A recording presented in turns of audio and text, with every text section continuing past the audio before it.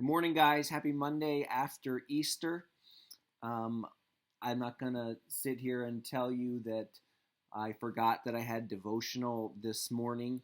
Um, However, if I did sit here and tell you that, it might not be too far from the truth. I'm sitting here, it's just me and my daughter awake in the house.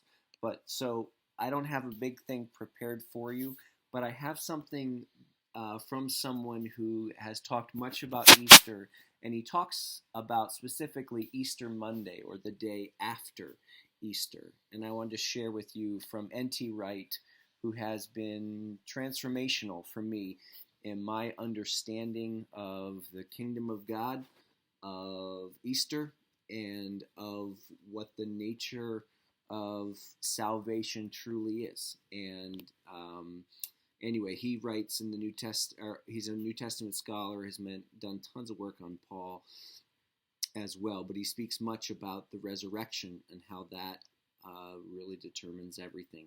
So here's a quote from him about Easter Monday or the day after Easter. He says, "My biggest problem starts on Easter Monday.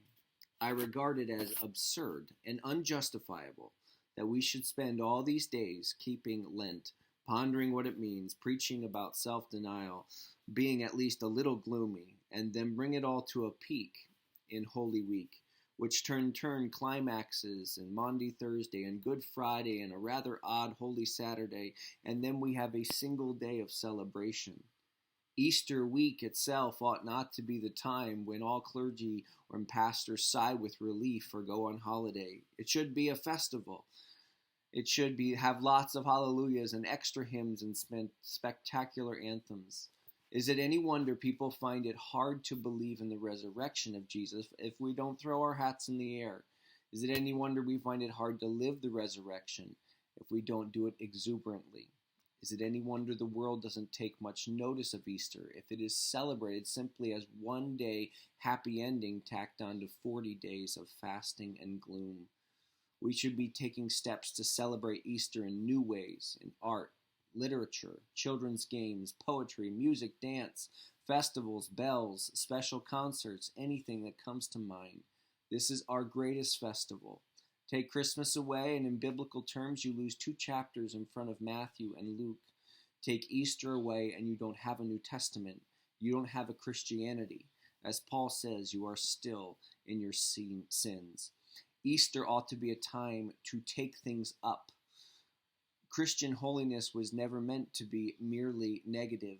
The 40 days of Easter season until the Ascension ought to be a time to balance out Lent by taking something up, some new task or adventure, something wholesome and fruitful, something outgoing and self-giving. You may be able to do it for only 6 weeks, just as you may be able to go without beer or tobacco for only 6 weeks of Lent. But if you really make a start on it, it might give you a sniff of new possibilities, new hopes, new ventures you never dreamed of. It might bring something of Easter into your very innermost life. It might help you wake up in a whole new way. And that's what's Easter.